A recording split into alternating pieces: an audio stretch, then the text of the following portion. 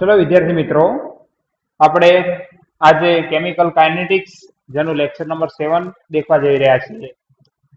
Lecture number 6 ની અંદર આપણે ફર્સ્ટ ઓર્ડર રિએક્શન ના વિશે ડિસ્કશન કર્યું છે. ઓકે, પ્રથમ ક્રમની પ્રક્રિયા.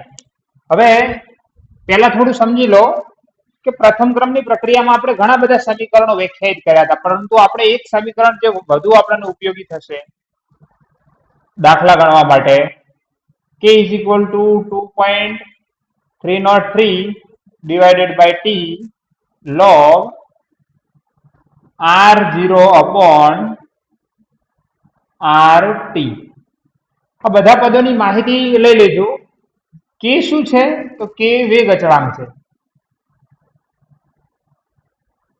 ઓકે, કોના માટેનો વેગ અચળાંક છે? તો પ્રથમ ક્રમની પ્રક્રિયા માટેનો.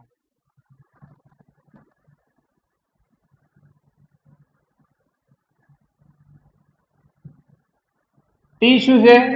તો સમય છે. એનો એકમ જનરલી આપણે સેકન્ડ યુઝ કરીશું. તમે મિનિટ પણ યુઝ કરી શકો, પણ ધ્યાન આપજો પ્રથમ ક્રમની પ્રક્રિયા છે. જો તમે ટાઈમ સેકન્ડની અંદર યુઝ કરશો તો જે કે નો આ એકમ આવશે સેકન્ડ ઇન્વર્સ આવશે, કારણ કે દેખી લો એના ઇન્વર્સલી પ્રોપોર્શનલ છે. અને આનો મોલ પ્રતિ લીટર છે, આનો પણ મોલ પ્રતિ લીટર છે, એ બંને કટ થઈ જશે. એનો મતલબ કે બધું કટ થઈ જશે. 2.303 નો કોઈ એકમ હોય નહીં. એનો મતલબ કે નો આધાર ડાયરેક્ટ કોના ઉપર હશે? ટી ના એકમ ઉપર હશે. એટલે ટી નો ઊંધો થઈને આપણને જવાબ આવશે. ટી તમે સેકન્ડમાં લીધો તો કે નો એકમ આવશે સેકન્ડ ઇન્વર્સ. મિનિટ લીધો હશે તો મિનિટ ઇન્વર્સ. ઓકે, તો એ રીતે તમને જોવા મળશે. હવે R0 શું છે? તો R0 એ આપણા માટે છે શરૂઆતની સાંદ્રતા. આપણે t is equal to 0 ટાઈમે જે સાંદ્રતાને નોટ કરીએ એ સાંદ્રતા. RT શું છે? તો ટી સમયે સાંદ્રતા. જ્યારે અમુક સમય પસાર થઈ જાય પછી કેટલી સાંદ્રતા હોય એના માટે આપણે નોટ ડાઉન કરેલું છે. હવે આજે આપણે પહેલા તો એક મેન પ્રથમ ક્રમની પ્રક્રિયાની અંદર જ આપણે સમજવું છે. આ આપણે આગળ જોઈ ચૂક્યા છીએ. હવે મારે તમને પ્રથમ ક્રમની પ્રક્રિયાની અંદર જ એક વસ્તુની માહિતી આપવી છે કે પ્રક્રિયા વાયુરૂપ અવસ્થામાં થતી હોય, કે જેમ અહીંયા આપણે આ પ્રક્રિયા લીધી હતી એ કેવી હતી? તો ઘન સ્વરૂપે થતી હતી. પરંતુ માની લો લિક્વિડ ફોર્મમાં અથવા તો સોલ્યુશન ફોર્મમાં હતી. આપણી કોઈ પ્રક્રિયા આ રીતે હોય કે એક પ્રક્રિયક એ છે, એ વિઘટિત થઈ અને આપણને બે નિપજ બનાવે, બી અને સી. ઓકે, તો તમે દેખી શકો છો એ વાયુ સ્વરૂપે છે અને બી અને સી પણ કેવા છે? તો વાયુ સ્વરૂપે. તો આ પ્રક્રિયા માટે આપણે દબાણ રજૂ કરવું પડે. કેમ? કારણ કે વાયુ છે એટલા માટે. પ્રક્રિયકની સાંદ્રતાની જગ્યાએ આપણે શું લખવું પડે? તો દબાણ. આપણું સમીકરણ આવું છે, k is equal to 2.303 upon t log R0 upon RT. આ સાંદ્રતા વાળું સ્વરૂપ છે. આને આપણે દબાણ વાળું સ્વરૂપમાં લખવું હોય તો અહીં R0 સમય એનો એ રહેશે, કે પણ એનો એ રહેશે. R0 શરૂઆતની સાંદ્રતા છે, એને બદલે આવશે શરૂઆતનું દબાણ. અને RT એ એની જગ્યાએ આવી જશે ટી સમયનું દબાણ. આના માટે હું થોડુંક કેલ્ક્યુલેશન કરીને એક સમીકરણ બનાવું છું દબાણ માટેનું. તો અહીંયા ધ્યાન આપજો, એનસીઆરટી નું જ આપણે છે કે આપણે પ્રક્રિયા સ્ટાર્ટ કરી હતી, એનો મતલબ કે ટી ઇઝ ઇક્વલ ટુ 0 સમયની હું વાત કરું છું. જ્યારે આપણે પ્રક્રિયા ચાલુ કરી હતી ટી ઇઝ ઇક્વલ ટુ 0 સમયે, એ વખતે ખાલી કોણ હાજર હતું? તો પ્રક્રિયક જ હાજર હતા. એ વખતે નિપજ હાજર નથી. તેનો મતલબ એ વખતે આપણું જે ટોટલ દેખો દબાણ કુલ નોંધવામાં આવે, આખી પ્રણાલીનું દબાણ નોંધવામાં આવે. ઓકે, અને આપણને આખી પ્રણાલીનું કુલ દબાણ મળ્યું હતું, કંઈક જે બી વેલ્યુ મળી હતી એ વેલ્યુ હું લખી દઉં કે એ દબાણને હું કહી દઉં છું પીઆઈ. ઓકે, આ પીઆઈ એ ખાલી દબાણ કોનું હશે? તો પ્રક્રિયકનું જ હશે. એ વખત નિપજ હાજર ના હોય પહેલી વાત. અને આઈ નો મતલબ થાય છે ઇનિશિયલ, પ્રારંભિક દબાણ. તો અહીંયા મેં ટી ઇઝ ઇક્વલ ટુ 0 સમયે દબાણ નાખ્યું છે પીઆઈ. એ વખતે આ બી અને સી કેવા હોય? તો 0 હોય. આપણે માની લો કે કેટલોક સમય પસાર થશે, એનો મતલબ કે T is equal two T time આપણે લઈ લઈએ. ઓકે, કેટલોક સમય પસાર થયો છે, 10 સેકન્ડ, 20 સેકન્ડ, 50 સેકન્ડ. તો એ સમય પસાર થશે એ વખત શું થશે? તો પ્રક્રિયા ઘટી જશે, એ ડિક્રીઝ થઈ જશે, બી સી ઇન્ક્રીઝ થઈ જશે, વધી જશે. તો પછી શું થશે? માની લો કે આપણે આ પ્રક્રિયા એક્સ જેટલી આગળ વધી, એનો મતલબ આ x જેટલા બન્યા છે, આ પણ x જેટલા બન્યા છે. આપણે દબાણનો પાછળ કોઈ એકમ લખવો પડે, બાર, mmHg અથવા atm, કોઈ પણ તમે લખી શકો છો. આપણે હું અહીંયા atm માં લઉં છું કે આનું x જેટલું atm જેટલું દબાણ ઉત્પન્ન થયું, એનો મતલબ કે આ x જેટલો ઘટ્યો, pi માઇનસ x જેટલો ઘટી ગયો. ઓકે, તો આપણે t સમયે દબાણ કેટલું આનું મળ્યું? તો pi માઇનસ x. આ કોનું દબાણ? તો એનું દબાણ, શરૂઆતનું દબાણ હતું pi. ઓકે, તો હવે દેખો આપણે ડાલ્ટનનો આંશિક દબાણનો નિયમ જાણીએ.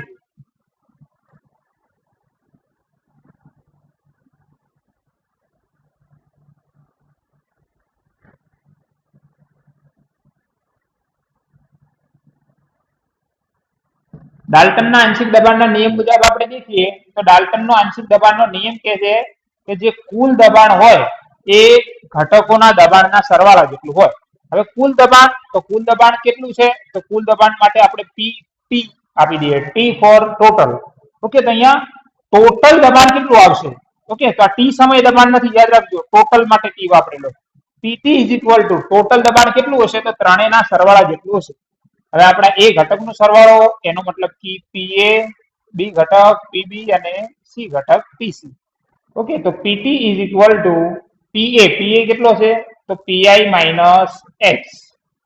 ઓકે, પ્લસ પીબી, પીબી કેટલો છે? તો એક્સ, પ્લસ પીસી તો એક્સ. તો અહીંયા એક્સ એક્સ કટ થઈ જશે, તો પીટી ઇઝ ઇક્વલ ટુ આપણને મળી જશે પીઆઈ માઇનસ એક્સ.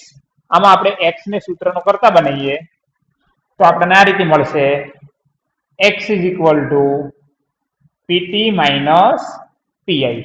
ઓકે, હવે આ જે મૂલ્ય આવ્યું x નું મૂલ્ય, અને આપણે આપી દઈએ સમીકરણ નંબર 1. આ x નું મૂલ્ય આપણે અહીંયા મૂકીએ. આ શું છે? આ x ની જગ્યાએ મૂલ્ય મૂકીએ. આ શું છે? તો એ ઘટકનું t સમયે દબાણ છે. ઓકે, તો આ વાસ્તવમાં એ ઘટકનું દબાણ છે. આને હું આ રીતે પણ રજૂ કરી શકું કે આ આપણા માટે છે પી એ, કારણ કે એ ઘટકનું દબાણ. તો અહીં હું આવું લખી શકું કે PA is equal to PI minus X. આ સમીકરણ 2 છે. સમીકરણ 1 નું મૂલ્ય સમીકરણ 2 માં મૂકી દઈએ.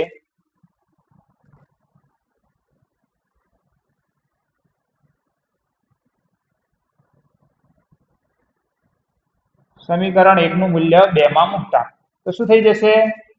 x is equal, sorry, PA is equal to PI minus x છે, એક્સ ની જગ્યાએ આપણે લખશું પીટી માઇનસ પીઆઈ. ઓકે, તો આ માઇનસ ચિહ્ન છે, અંદર પણ માઇનસ છે, તો પ્લસ થઈ જશે. પીટી માઇનસ થઈ જશે, પીઆઈ પ્લસ થઈ જશે. એક વખત પીઆઈ, બે વખત પીઆઈ, એનો મતલબ 2 pi માઇનસ પીટી. ઓકે, હવે આપણું સમીકરણ કેવું બને? આપણું સમીકરણ કેવું બને તો એ દેખીએ. તો k is equal to 2.303 divided by t log. હવે મારે R0 છે, એને બદલે શરૂઆતનું દબાણ લખવું પડે. શરૂઆતના દબાણ તરીકે મેં અહીંયા લીધેલું છે P I. Okay, divided by t સમયનું દબાણ. તો અહીંયા ટી સમયનું દબાણ, જેને આપણે અહીંયા સિમ્બોલ કીધો છે પીએ. ઓકે, અને પીએ ઇઝ ઇક્વલ ટુ કેટલું આવશે? તો અહીંયા પહેલા હું લખી દઉં કે ટી સમયનું દબાણ, એને હું કહી દઉં પીએ, અને પીએ નું મૂલ્ય મૂકી દઉં. પીએ નું મૂલ્ય છે 2 pi minus PT.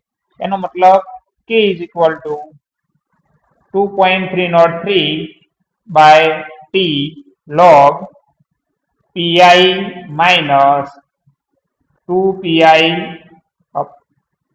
Divided by 2 pi minus P T. Okay, તો આપણને એક સમીકરણ મળી ગયું.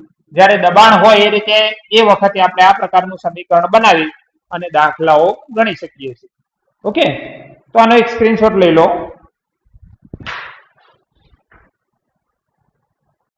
ચલો વિદ્યાર્થી મિત્રો, હવે આપણે કેટલાક એનસીઈઆરટી ના એક્ઝામ્પલ દેખીએ પહેલા, પછી આગળ થિયરી દેખીશું. તો પ્રથમ ક્રમની પ્રક્રિયાને રિલેટિવ કેટલાક એક્ઝામ્પલ આપણે આજે દેખવાના છીએ.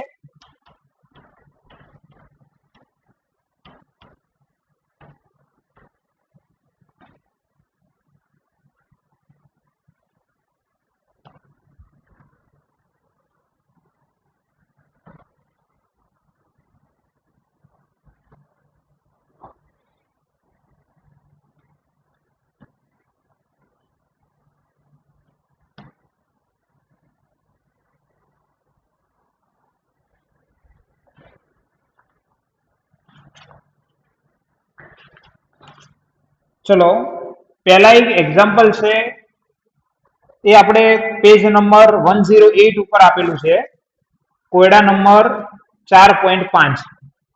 ઓકે,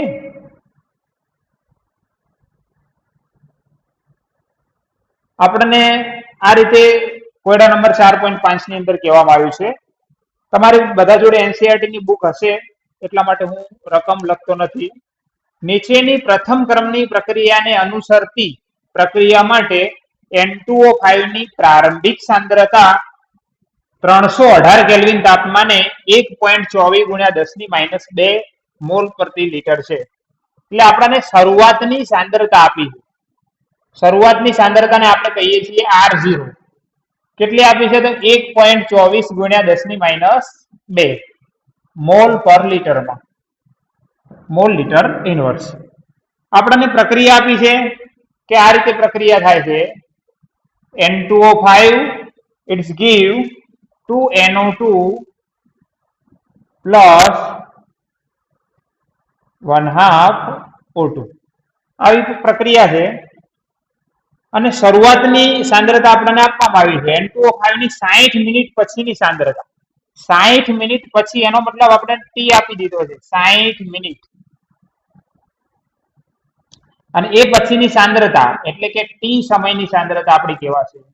અને ટી સમયની સાંદ્રતા કેટલી છે? તો ટી સમયની સાંદ્રતા આપણને આપી છે 0.20 ગુણ્યા 10⁻² મોલ લિટર ઇનવર્સ. આપણને શું શોધવાનું કીધું છે? તો આપણને કીધું છે આ પ્રક્રિયાનો વેગ અચળાંક શોધો. આ પ્રક્રિયા કયા ક્રમની પ્રક્રિયા છે? તો આગળ રકમમાં લખેલું છે કે આ પ્રથમ ક્રમની પ્રક્રિયા, ફર્સ્ટ ઓર્ડર રિએક્શન. પ્રક્રિયાનો ક્રમ કેવો જરૂરી છે, કારણ કે તો જ આપણે સૂત્ર મૂકી શકીએ ને આગળ કેલ્ક્યુલેશન કરીએ. હવે પ્રથમ ક્રમની પ્રક્રિયા માટે આપણે સમીકરણ જોઈ ગયા છીએ સાંદ્રતા વાળું. એ આવું સમીકરણ છે કે K = 2.303 divided by T log R0 upon RT. ચલો K આપણે શોધવાનો છે 2.303 ભાગ્યા T, 60 મિનિટ લઈ લઈએ, log R0 શરૂઆતની સાંદ્રતા આપણને આપેલી છે 1.24 ગુણ્યા 10⁻² upon 0.20 ગુણ્યા 10⁻². હવે આપણે શું કરવું પડશે? તો 10⁻² કટ થઈ જશે. 1.24 ભાગ્યા 0.20 એ બંનેનો ભાગાકાર કરી એનો લોગ દેખી લો. એ લોગ જે આવે એ વેલ્યુને 2.303 વડે ગુણી અને 60 વડે ભાગી દો.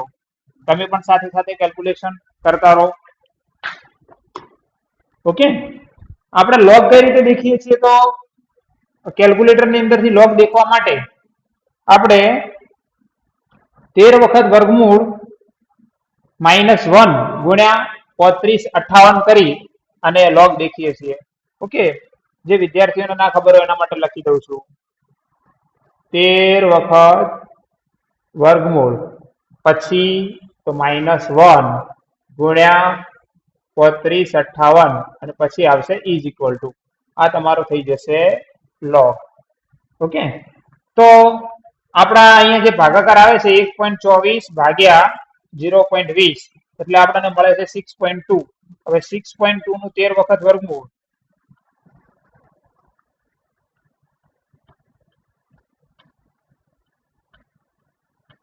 -1 ગુણ્યા 35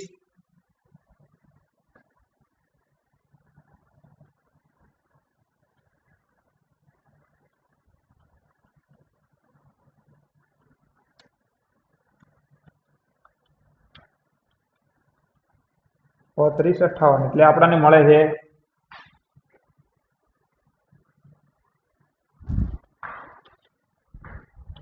K is equal to 2.303 divided by 16. આ log ની વેલ્યુ આપણને મળે છે 0.7925. તમે પણ કેલ્ક્યુલેશન કરજો. જો કોઈ વેરિએશન વાળું હોય, પોઈન્ટમાં વેરિએશન હોય તો તમે તમારી રીતે લખી શકો છો. ઓકે, કોન્સેપ્ટ બહુ ઇમ્પોર્ટન્ટ હોય છે. તો આપણે આનું કેલ્ક્યુલેશન કરી દઈએ. 2.303 ક્રોસ 0.7925 divided by 60 આપણને મળે છે 0.03041. હવે આનો કે નો એકમ શું લખીશું? અહીંયા આપણે સમય લીધો છે મિનિટમાં, એટલે આપણે કે નો એકમ લખવો પડશે મિનિટ ઇનવર્સ. ઓકે, અને સાયન્ટિફિક નોટેશન ની અંદર કન્વર્ટ કરી દઈએ તો આપણને મળશે 3.041 ક્રોસ 10⁻², મિનિટ ઇનવર્સ. ઓકે, તો આપણને મળી જશે કે. સ્ક્રીનશોટ લઈ લો આનો, બહુ સિમ્પલ છે. આપણે આગળ દાખલો જોઈએ,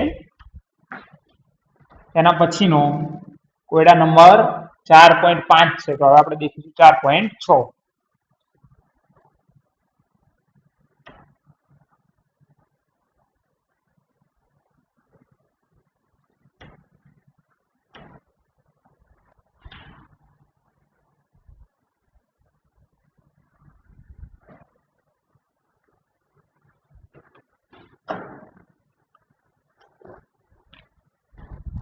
તો દેખો, એની અંદર આપણને એવું કીધેલું છે કે અચળ દબાણે N2O5 ના ઉષ્મીય વિઘટનની પ્રક્રિયા નીચે માહિતી આપેલી છે તે મુજબ થાય છે. અહીંયા આપણને આપ્યા છે એક તો પ્રયોગ ક્રમ, એક પ્રક્રિયા ઉપર બે પ્રયોગો કરવામાં આવ્યા. ઓકે, તો પહેલો પ્રયોગ કર્યો હતો અને બીજો પ્રયોગ કર્યો હતો, એટલે પ્રયોગ એક છે, વાસ્તવમાં ઓબ્ઝર્વેશન અલગ અલગ નોંધ્યા છે એવું કહી શકીએ. એટલા માટે તમે દેખશો તો એમ લખેલું છે ક્રમ નંબર. ઓકે, તો એક પહેલો ક્રમ છે, આપણને બે વસ્તુ નોંધેલી છે. શું શું નોંધેલું છે? તો પહેલા સમય નોંધ્યો તો સેકન્ડ ની અંદર. ઓકે, શરૂઆત t=0 સમય એક પ્રયોગ થયેલો છે, બીજો ક્યારે થયેલો છે? તો 100 સેકન્ડ પૂરા થાય પછી. હવે જ્યારે t=0 સમયે પ્રક્રિયાનું દબાણ નોંધ્યું, કોનું દબાણ નોંધ્યું? તો આખું કુલ દબાણ, આપણી જે પ્રક્રિયા થતું હતું એનું કુલ દબાણ કયા એકમમાં નોંધેલું છે? તો ATM ની અંદર નોંધેલું છે. શરૂઆતનું દબાણ મળેલું છે 0.5 અને પછી મળેલું છે 0.512. ઓકે, હવે પ્રક્રિયા શું હતી? તો પ્રક્રિયા આવી હતી 2N2O5 it's give 2N2O4 plus O2. અને આ પ્રક્રિયા માટે આપણે વેગ અચળાંક શોધવાનો. તો પહેલા સમજી લેજો, આપણને એક પ્રક્રિયા આપેલી છે N2O5 ના વિઘટનની પ્રક્રિયા. 2 મોલ N2O5 વિઘટિત થઈ 2 મોલ N2O4 બનાવે છે, 1 મોલ O2 બનાવે છે. આવી એક પ્રક્રિયા છે. હવે આપણે દબાણ નોંધવું હોય તો દબાણ કઈ એક ઘટકનો આપણે ના મળે, આપણે આ બધા ઘટકો વાયુરૂપ છે, અને બધા ઘટકો જો વાયુરૂપ હોય તો આપણને દબાણ મળે, કુલ દબાણ મળે, આખી સમગ્ર પ્રક્રિયાનું દબાણ મળે. ઓકે, તો આપણે આ સમગ્ર પ્રક્રિયા જે પાત્રમાં થતી હોય એ પાત્રને કોઈ ખૂણા ઉપર બેરોમીટર અથવા તો કોઈ દબાણ માપવાનું સાધન લગાવેલું હોય એના દ્વારા આપણને દબાણ જોવા મળે છે. આપણે દબાણ કયા એકમમાં માપીએ છીએ? તો રકમમાં કીધેલું છે ATM એકમની અંદર માપવાના છે. ચલો, હવે આ પ્રક્રિયા પહેલા તો t=0 સમયે સ્ટાર્ટ કરી એ વખતે દબાણ નોંધેલું છે. ઓકે, એ આપણને 0.5 મળેલું છે. હવે t=0 સમયે આપણે હાલ જ એક્ઝામ્પલમાં દેખ્યું હતું, જે દબાણ હોય એ દબાણને આપણે કહીએ છીએ ઇનિશિયલ પ્રેશર, PI, શરૂઆતનું દબાણ, પ્રારંભિક દબાણ. અને એ દબાણ ખાલી N2O5 નું જ હોય. કેટલું હોય? તો આપણને પ્રયોગ એવું દર્શાવે છે કે 0.5 ATM જેટલું હોય. શરૂઆતમાં આ બંને હોય નહીં, એટલા માટે આપણે લખી દઈએ 0. હવે સમય પસાર થશે એનો મતલબ કે 100 સેકન્ડ આવશે. સમય થોડો પસાર થશે એનો મતલબ કે t=t સમયે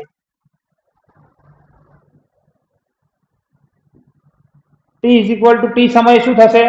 તો ભાઈ O2 બનશે થોડો ઘણો, એનો મતલબ O2 નું દબાણ ઉત્પન્ન થશે, N2O4 નું પણ દબાણ ઉત્પન્ન થશે અને N2O5 નું દબાણમાં ઘટાડો થશે. ઓકે, આપણે એવું એક તાર્કિક રીતે માનીએ અથવા તો એવું ધારી લઈએ કે O2 નું X ATM જેટલું દબાણ ઉત્પન્ન થયું. કેટલા ATM જેટલું દબાણ ઉત્પન્ન થયું O2 નું? તો X ATM.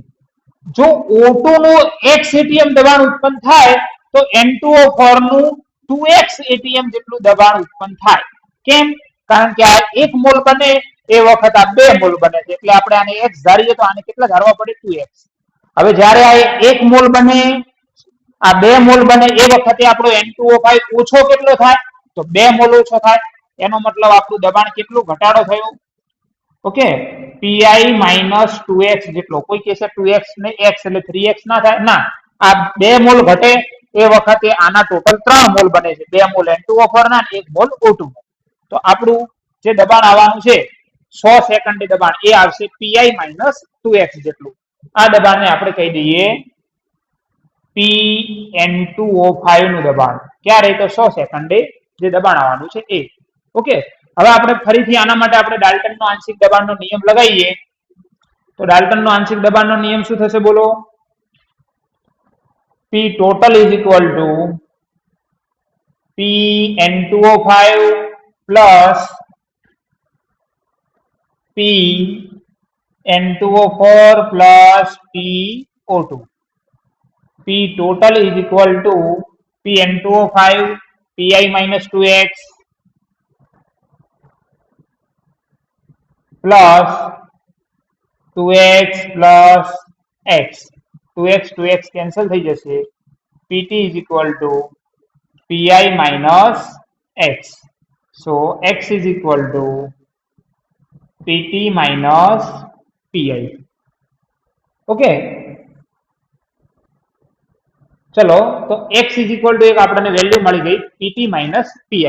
હવે આપણું Pn2O5 100 સેકન્ડે Pn2O5 કેટલું છે? અહીંયા હું લખું છું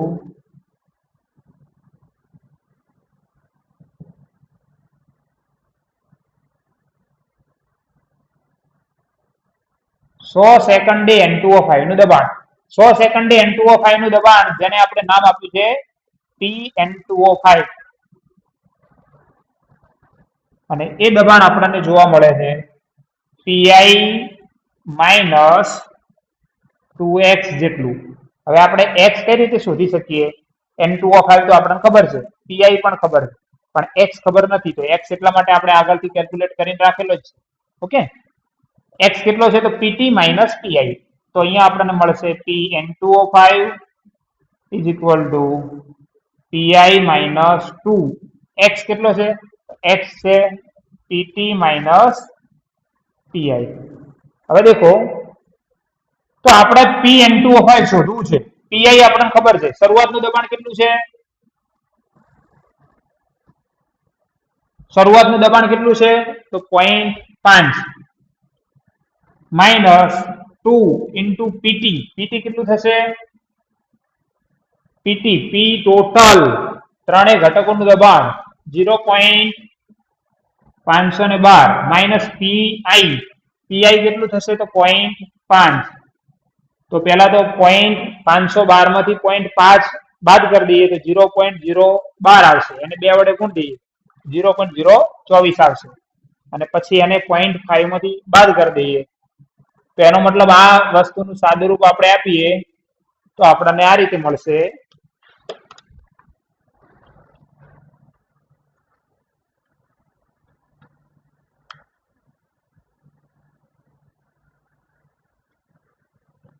.476. ઓકે, તો Pn2O5 આપણને મળ્યું 0.476 atm. હવે આપણે આ બધી મથામણ શેના માટે કરી? આપણે શું શોધવું હતું? તો આપણને પૂછેલું હતું કે વેગ અચળાંક કે શોધો.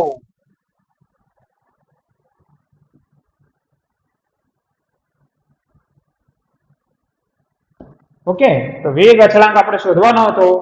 તો વેગ અચળાંક શોધવા માટે કયું સૂત્ર વાપરીશું? તો k is equal to 2.303 ભાગ્યા t log શરૂઆતનું દબાણ જેને આપણે દર્શાવીશું pi, અને t સમય દબાણ એટલે કે Pn2O5. અને Pn2O5 એ કેટલું છે આપણા માટે? તો આપણે Pn2O5 શોધીને લાયા છીએ. ઓકે, તો pi અહીંયા હું વેલ્યુ મૂકી જ દઉં, અથવા તો અહીંયા લખી દઉં પહેલા pi upon Pn2O5. ચલો, k is equal to 2.303 divided by t, સમય કેટલો તો 100 સેકન્ડ. લોગ શરૂઆતનું દબાણ કેટલું છે? તો શરૂઆતનું દબાણ છે 0.5 ભાગ્યા N2O5 કેટલું છે? 0.476. ફરીથી આનો ભાગાકાર કરો. 13 વખત વર્ગમૂળ -1 ગુણ્યા 3558 કરી લોગ શોધો અને આના સાથે ગુણાકાર ને આના સાથે ભાગાકાર કરી દો તો તમને જવાબ મળી જશે 0.5 ભાગ્યા 0.476 1.050 એનું 13 વખત વર્ગમૂળ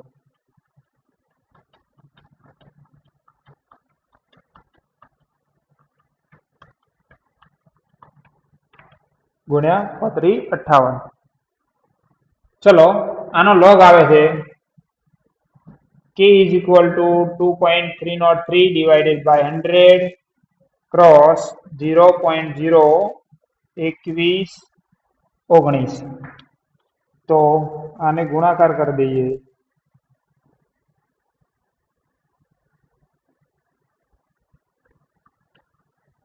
બે 303 ગુણ્યા 0.0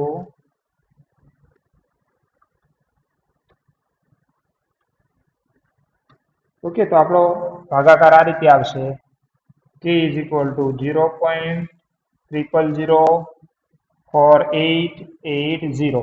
આનો એકમ પણ શું આવશે તો સેકન્ડ ઇનવર્સ. કેમ? કારણ કે ટાઈમ સેકન્ડમાં છે. રાઉન્ડ કટ ઓફ કરી લો 1 2 3 4 તો આપણને મળશે 4.8 ગુણ્યા 4.88 ગુણ્યા 10⁻⁴ સેકન્ડ ઇનવર્સ. સ્ક્રીનશોટ લઈ લો આનો.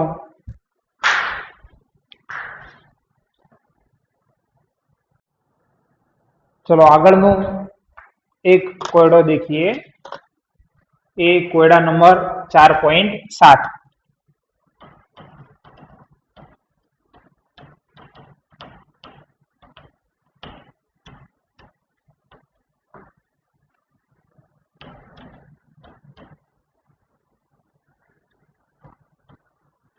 देखो 4.7 જેની અંદર આપણને શું કહેવામાં આવ્યું છે તો એક પ્રથમ ક્રમની પ્રક્રિયા માટે વેગ અચળાંક આપેલો છે.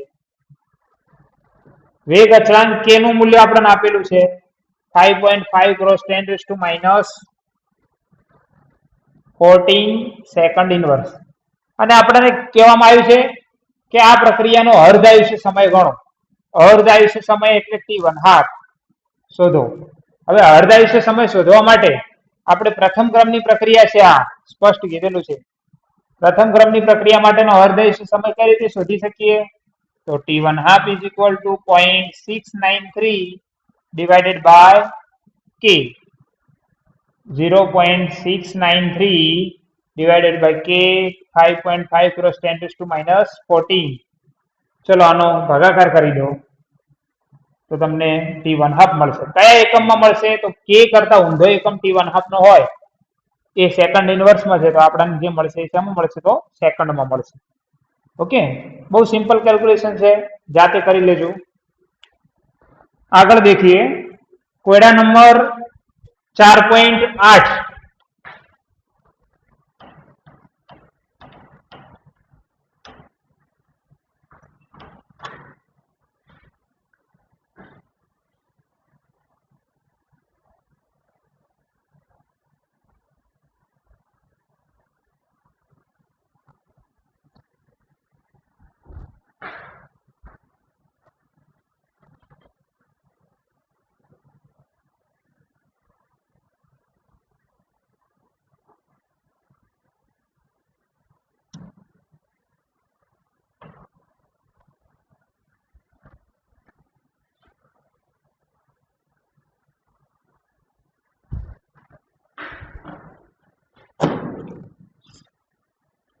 देखो કોયડા નંબર 4.8 ની અંદર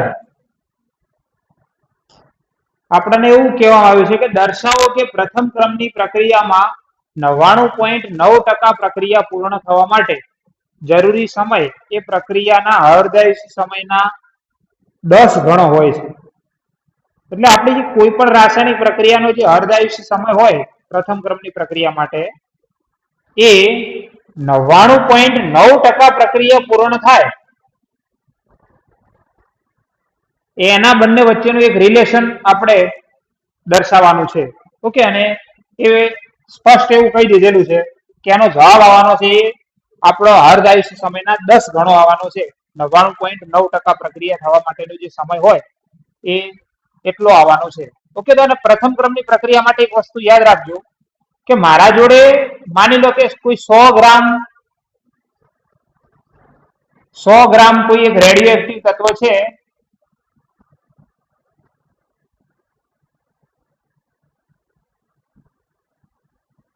ઓકે, હવે હું એવું માની લઉં છું કે ભાઈ એનો અર્ધાયુષ્ય સમય 24 વર્ષ છે.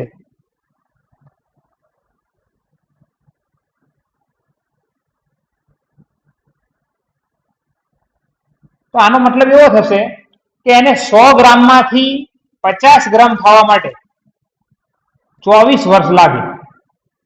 પાછું 100 ગ્રામમાંથી 50 ગ્રામ થતા 24 વર્ષ લાગે. 50 માંથી 25 ગ્રામ થતા બીજા 24 વર્ષ લાગે. યાદ રાખજો, 24 એટલે 48 વર્ષમાં એનું મૂલ્ય 0 ના થઈ જાય. 24 વર્ષ 48 વર્ષ પછી પણ એ 25 ગ્રામ હોય. 25 ગ્રામ થી 12.5 ગ્રામ થતા બીજા 24 વર્ષ લાગે. 12.5 થી 6 પોઈન્ટ સમથિંગ 25 આટલું થતા બીજા 24 વર્ષ લાગે. ઓકે, તો આ રીતે પાછું 6 નું પણ અડધું 3 ગ્રામ થતા બીજા એટલા વર્ષ લાગે. 25 એટલે 12.5 125. 3 નું 1.5 ગ્રામ થતા બીજા એટલા વર્ષ લાગે. તો એનો મતલબ કે ભલે એનો 24 વર્ષ અર્ધાયુષ્ય સમય હોય પણ એને પૂરું થતા ઘણો સમય લાગી જાય. એટલા માટે કોઈ રેડિયો એક્ટિવ તત્વની અંદરથી જે પરમાણુ બોમ્બ હોય છે, એટોમિક બોમ્બ, એ બહુ જ હાર્મફુલ હોય છે, બહુ જ નુકસાનકારક હોય છે અને એની બહુ જ વર્ષો સુધી એની અસર હોય છે. ઓકે, તમે એક સામાજિક વિજ્ઞાનની અંદર એક્ઝામ્પલ પણ દેખેલું હતું ધોરણ 10 માં. યુરોસીમા અને નાગાસાકી ઉપર પરમાણુ બોમ્બ જે ફેંકવામાં આવ્યા હતા એની હજી પણ અસર ચાલુ છે. ચલો, આપણને કોયડા નંબર 4.8 ની અંદર આ રીતે કહેવામાં આવ્યું છે કે દર્શાવો કે પ્રથમ ક્રમની પ્રક્રિયા 99.9% પૂર્ણ થવા માટેનો સમય કેટલો હોય. ઓકે, તો આપણે પહેલા તો અહીંયા લખીએ કે 99.9% પ્રક્રિયા પૂર્ણ થાય ત્યારે. ઓકે, આપણે એક પ્રક્રિયા ધારી લઈએ આર, જેની અંદરથી ટી બને છે. આપણે લખી દઈએ કે ટી ઇઝ ઇક્વલ ટુ 0 સમયે પ્રક્રિયકની સાંદ્રતા હોય એને આપણે R0 કહી દઈએ. શરૂઆતમાં નિપજ ના હોય. હવે 99.9% પ્રક્રિયા પૂર્ણ થઈ જાય એ વખત કેટલો સમય લાગે? એ જે સમય લાગવાનો હોય એને આપણે કહી દઈએ T 99.9%. ઓકે, એ વખતનો સમય. તો એ વખતે 99.9% પ્રક્રિયા પૂર્ણ થઈ જાય. તેનો મતલબ નિપજ 99.9% બની ગઈ. હવે પ્રક્રિયક કેટલા વધ્યા? તો પ્રક્રિયક વધ્યા 0.01%. ઓકે, તો શરૂઆતની અંદર આપણા પ્રક્રિયક કેટલા હતા? તો 100% પ્રક્રિયક હતા. R0 મતલબ 100% હતા. નિપજ 0% હતી. ધીરે ધીરે શું થયું? પ્રક્રિયક નિપજમાં રૂપાંતરણ પામ્યા. 99.9% નિપજ બની ગઈ. પ્રક્રિયક કેટલા વધ્યા? 0.01% વધ્યા. આ વાસ્તવમાં શું છે? તો આપણું R0 છે. આ શું છે? તો એ આપણો RT છે. ઓકે, તો હવે આપણું પ્રથમ ક્રમની પ્રક્રિયા માટેનું સમીકરણ છે K is equal to 2.303 divided by T log R0 upon RT. આની અંદર T ને હું સૂત્રનો કરતા બનાવી દઉં કારણ કે મારે સમય શોધવાનો છે. ઓકે, અને T કયો છે? તો T 99.9%.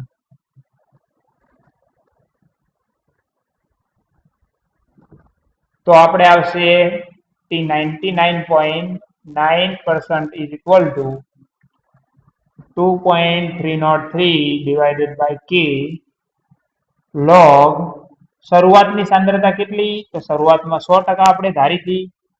આરટી કેટલો? તો 0.01%. ઓકે, અથવા તો સોરી 0.01 નહીં, 0.1%. 99.9 એટલે કે 0.1%. 0.1. તો અહીં આપણે 0.1 એ ઉપર આવશે તો શું થઈ જશે? 10⁻1 એટલે 10 વડે ગુણી દઈશું એટલે 1000 આવી જશે. તો આપણને મળશે 2.303 ભાગ્યા k log 10⁻1 ઉપર જશે એટલે 1000 બની જશે. 1000 એટલે 10⁻3 ઘાત. 10⁻3 ઘાત નો log દેખીએ તો કેટલો આવે? તો 3. તો આપણને મળશે 2.303 ભાગ્યા k ગુણ્યા 10⁻3 ઘાત નો log કેટલો આવે? તો આપણને 3 log આવે. તો 10 log નો આધાર 10 છે એટલે જ્યારે પણ 10ની ઘાત નો log દેખવાનો હોય તો કોઈ કેલ્ક્યુલેટરની જરૂર નહીં. 10 ઉપર જેટલો એની ઘાત લખેલી છે, જેટલો પાવર છે એ આપણો log બની જશે. તો આ બની જશે t 99.9%. ઓકે, હવે આપણો અર્ધાયુષ્ય સમય કેટલો છે? અર્ધાયુષ્ય સમય કેટલો છે? તો કોઈ પણ પ્રક્રિયાનો અર્ધાયુષ્ય સમય t1/2 એ છે 0.693 ડિવાઇડેડ બાય k. આપણું આ સમીકરણ 1 આપી દો અને આપણે સમીકરણ 2 આપી દઈએ અને બંનેનો ગુણોત્તર લઈ દઈએ. સમીકરણ 1 અને 2 નો ગુણોત્તર લેતા ચલો સમીકરણ 1, 2 નો ગુણોત્તર લઈએ તો આપણને મળશે t 99.9% divided by t1/2 is equal to, આ બંનેનો ગુણાકાર કરી દો, 2.303 ગુણ્યા 3, 2.303 ગુણ્યા 3 એટલે આવશે 6.909 ડિવાઇડેડ બાય k અપોન આ આપણને મળશે 0.693 અપોન k. તો k કટ થઈ જશે. આ બંનેનો ભાગાકાર t 99.9% ઇઝ ઇક્વલ ટુ આ t1/2 ને અહીંયા લાવીએ, આ બંનેનો ભાગાકાર કરો તો તમને મળશે 10 ઇન્ટુ t1/2. તો આનો મતલબ એવો થયો કે આપણા પ્રથમ ક્રમની પ્રક્રિયા માટેનો જે અર્ધાયુષ્ય સમય હોય એ અને પ્રક્રિયા 99.9% પૂર્ણ થાય એ બંને વચ્ચેનો સંબંધ કેવો હોય? તો 99.9% પ્રક્રિયા પૂર્ણ થાય એ સમય એ અર્ધાયુષ્ય સમયના 10 ગણો હોય.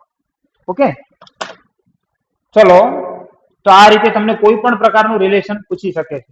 આનો એક સ્ક્રીનશોટ લઈ લો.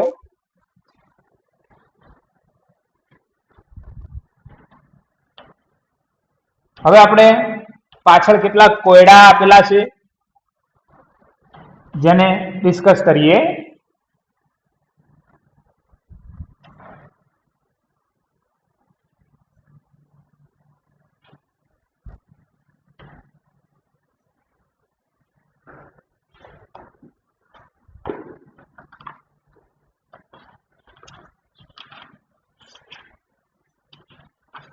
પેજ નંબર 112 ઉપર આપેલા છે. સોરી, લખાણ સંબંધિત પ્રશ્નો છે. એક તો લખાણ સંબંધિત પ્રશ્નની અંદર દેખીએ તો 4.5 છે, એક દાખલો જ છે, અને 4.6 એની અંદર આપણે કીધું છે એક પ્રથમ ક્રમની પ્રક્રિયાનો વેગ અચળાંક k આપવામાં આવ્યો છે. k is equal two 1.15 cross 10⁻³ second inverse. આ પ્રક્રિયકનું 5 ગ્રામમાંથી 3 ગ્રામ ઘટતા કેટલો સમય લાગે? આપણે એમ કીધું છે કે પ્રક્રિયકનું શરૂઆતનું વજન આવું છે,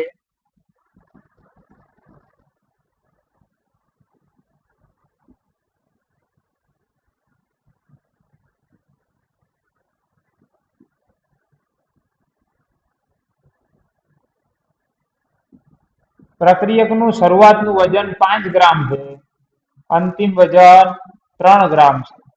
તો 5 ગ્રામમાંથી 3 ગ્રામ થતા કેટલો સમય લાગશે એના માટેનો આપણે ટી શોધવાનો છે. પ્રક્રિયા કઈ છે? તો પ્રથમ ક્રમની 2.303 upon T log r0 upon rt. હવે અહીંયા તો તમે કહેશો કે આપણને સાંદ્રતા આપેલી છે અને અહીંયા તો પ્રક્રિયકનું વજન છે. હવે વાસ્તવમાં સાંદ્રતા કોના ઉપર આધાર હોય તો મોલ પ્રતિ લિટર. એનો મતલબ કે આ જે પ્રક્રિયા થતી છે એનું જે કદ હશે બધું સેમ હશે, બદલાતું નહીં હોય. ભાઈ પ્રક્રિયક સાંદ્રતા કોના ઉપર આધારિત હોય તો મોલ પ્રતિ લિટર, એટલે કે દ્રાવણના કદ ઉપર અને મોલ ઉપર. મોલ કોના ઉપર આધારિત હોય તો વજન ભાગ્યા આણ્વીય દળ. પ્રક્રિયક પણ બદલાતો નથી એટલે આણ્વીય દળ બદલાય નહીં. એનો મતલબ કે આપણે ડાયરેક્ટ પ્રક્રિયકની સાંદ્રતા એ વજનના સમપ્રમાણમાં થાય તો તમે ત્યાં વજન મૂકી દો તો ચાલે. કોઈ જગ્યાએ આપેલું હોય તો મૂકી શકાય છે. 2.303 અપોન ટી. ટી કેટલા સેકન્ડ આપ્યા છે? સોરી, ટી આપણે શોધવાનો છે અને ટી ને સૂત્રનો કરતા બનાવી દઈએ. કે આપણને આપેલો છે 1.15 ગુણ્યા 10⁻³ r0 log r0 કેટલા તો 5 ગ્રામ ભાગ્યા 3 ગ્રામ, તો 5/3 જે આવે એનો લોગ દેખવાનો, 2.303 વડે ગુણીને 1.15 ગુણ્યા 10⁻³ વડે ભાગી દેવાના, આવી જશે જવાબ. ઓકે, ચલો બીજી એક પ્રક્રિયા લખાણ સંબંધિત પ્રશ્નો દેખી લો. 4.6 એની અંદર આપણને કહેવામાં આવ્યું છે SO2Cl2 ની પ્રારંભિક જથ્થામાંથી વિઘટન થઈ અને અડધો થવા માટે 60 મિનિટ લાગે. SO2Cl2 પ્રક્રિયા કરી અને 60 મિનિટમાં અડધો થાય. 60 મિનિટમાં અડધો થઈ જાય એનો મતલબ આ 60 મિનિટ આપણે શું આપ્યું કહેવાય તો એનો અર્ધાયુષ્ય સમય આપ્યો કહેવાય T1/2. અને આપણે કીધું છે કે આ પ્રક્રિયા માટેનો વેગ અચળાંક શોધો. વેગ અચળાંક આપણે શોધવાનો છે. તો પ્રથમ ક્રમની પ્રક્રિયા છે અને પ્રથમ ક્રમની પ્રક્રિયા માટે આપણને આવડે છે T1/2 = 0.693 by k. K is equal to 0.693 upon T1/2. So K is equal to T1/2 આપણને કેટલો આપ્યો છે તો 60 મિનિટ. 60 વડે ભાગી દો, જે જવાબ આવે. યાદ રાખજો જવાબ આવશે મિનિટ ઇનવર્સમાં, કારણ કે આપણને 60 મિનિટ આપી. ઓકે, સ્ક્રીનશોટ લઈ લો.